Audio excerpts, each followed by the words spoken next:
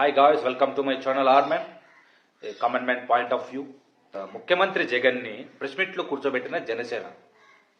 Yes, అరే ముఖ్యమంత్రి YS Jaganmohan Reddy ఎట్టకేలకు మీడియా ముందుకు వచ్చారే, ప్రెస్ మీట్లో కనిపించారు. ఏంటిదంతా నిజమే అనుకుంటున్నారా? కుక్క కాటుకు చెప్పు దెబ్బ అనొచ్చా? బాగోదు, అస్సలు బాగోదు. నేను కూడా వీటికి సహకరించను. ఇలాంటి మాటలు నేను సహకరించను. ఎవరన్నా అన్నగానే నేను విభేదిస్తాను. ముఖ్యమంత్రికి సంబంధించిన వ్యవహారం కదా, మరి అంత దారుణమైన పదజాలాన్ని అస్సలు వాడకూడదు. కానీ గౌరవం అనేది ఇచ్చిపుచ్చుకోవాలి కదా. ముఖ్యమంత్రి పదవిలో ఉన్న వ్యక్తి ఎంత బాధ్యతగా వ్యవహరించాలి. బాధ్యత మరిచి వ్యవహరిస్తే జనం ఆ గౌరవం ఆయా వ్యక్తులకు ఇవ్వడానికి అస్సలు ఇష్టపడరు.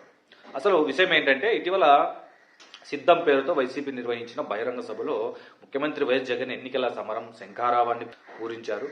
అయితే శంఖం ఊదిన జగన్ ఉత్తుత్తి యాక్షన్ చేస్తే బ్యాక్గ్రౌండ్లో ట్రైన్ సౌండ్లు ప్లే చేశారు. అది వేరే వ్యవహారం. ఆ సభలో జనసేన అధినేత పవన్ కళ్యాణ్ బొమ్మని వెటకారంగా ఏర్పాటు చేసి ఆ బొమ్మ ముందు ఓ బాక్సింగ్ పెట్టారు. దాన్ని కస్తీరా కొట్టారు.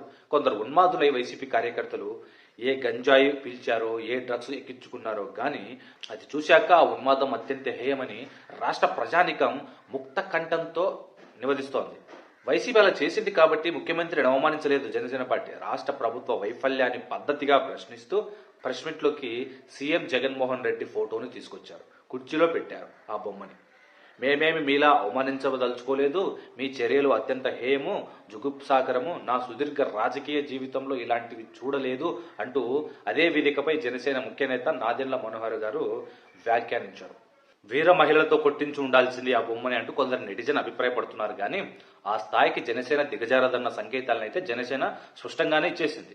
ఇంతకీ ఇప్పుడైనా ముఖ్యమంత్రి వైఎస్ జగన్మోహన్ రెడ్డి మీడియా ముందుకు వస్తారా? ప్రెస్ మీట్ని ఫేస్ చేయగలుగుతారా అంటే మనకైతే తెలియదు, ఆ దేవుడికే తెలియాలి. అన్నా జగన్ అన్నా, నీకు నీ చెల్లి సార పంపిస్తా ఉంది, తీసుకో. ఆకే పార్టీ సుభాష్ నేను నీ చెల్లెలు నీకు సార పంపిస్తానన్నా, తీసుకోనా?